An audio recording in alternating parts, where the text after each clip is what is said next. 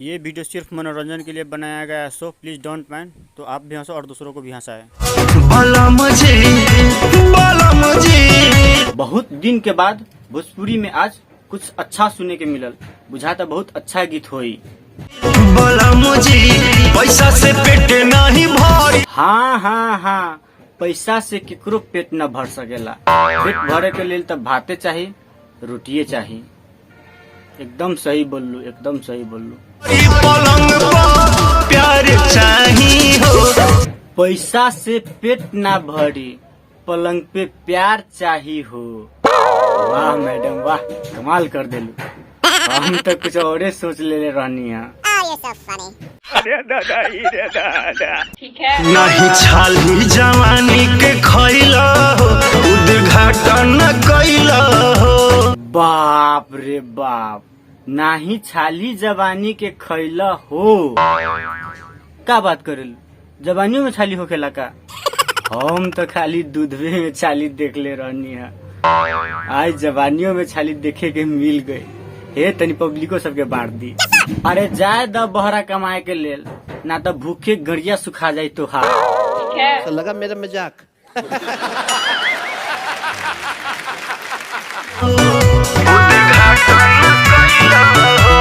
ई तो तू गलती कर देला भैया, हमू कहेम कि तू ई गलती कर देला। अरे उद्घाटन कर दी तो जाएम, यही बहाने एकरो मन में लागल रही।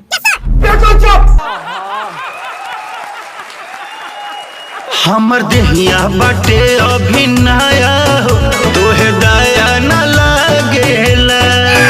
अरे भैया जी, तनका दया कर दी ई मैडमिया पर।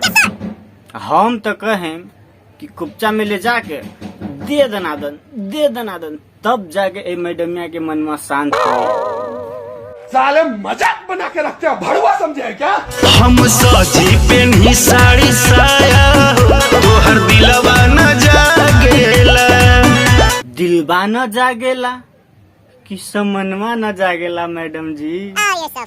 अरे न जागेला तो बाजार में एक से एक टॉनिक सब मिलेला, लिया के पिया दी भैया के, टनटना जाए पूरा के पूरा और एकदम मन खुश कर दे एकदम। दादा ठीक है। तो लगा मेरा मजाक।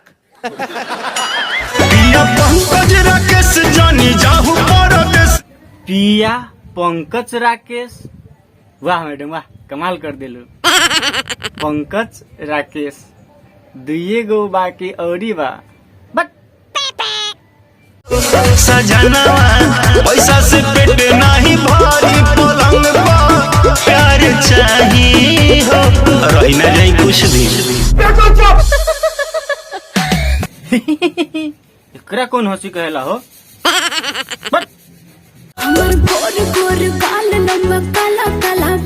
गोर गोर गाल नइखे मैडम तोहार, सब ई मेकअपबा के कमाल बा। बानू झूठ ना बोली, बानू। और ई का कहलू हो? लंबे काला बाल, बकरी के मुंह जैसन बाल बनेले बारू, कहेला कि काला बाल। ज्यादा नहीं हो गई।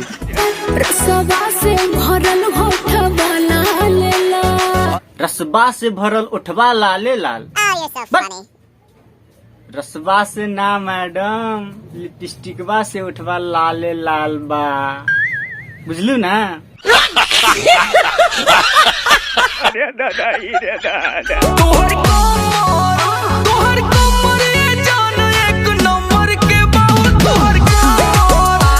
तोहर कमर एक नंबर के बा,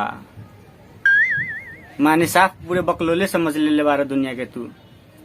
कमर कैसे एक नंबर के हो सकेला हो? जब कमर एक नंबर के बा तो तू ही बतावा, ए लौंडिया के जिंसवा कै नंबर के बा हो?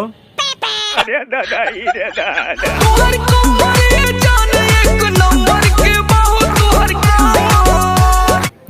ना हम ना मानेम कि लौंडिया के कमर एक नंबर के होई से, चाहे कि आज तक हम कोई देखले न बानी एक नंबर के जींस।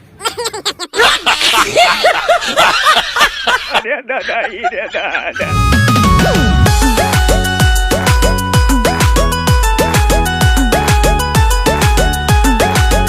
एकरा कौन डांस कहला हो? ठेहुनिया पर बैठ गेलू आ देहिया हिला रहल बारू तो डांसवा देख के तो हमरा बुझाता कि मतलब कि सनी लियोनी और मियां खलीफा के सीट तूहे लेब। हाँ हमरा बुझाता डांसवा देख के।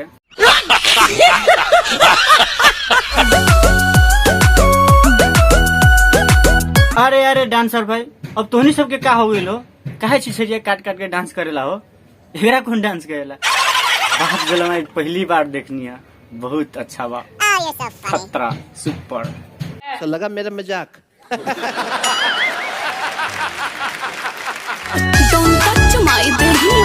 डोंट टच माय देहिया, एकरा कहेला गांड फार इंग्लिश। सुपर खतरा, वाह मैडम वाह।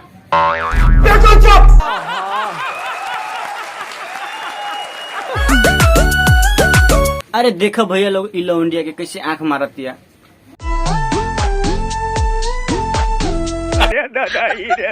दुनिया सुधर जीवा कि तू ना सुधर। अरे हम सुधरे ना उधरे आयल हैं। खुद आंख मारे लो, दूसरा के सुधरे के लिए कहता रो।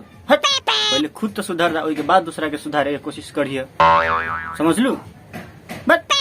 साले मजाक बना के रखते हो, भड़ुआ समझे क्या?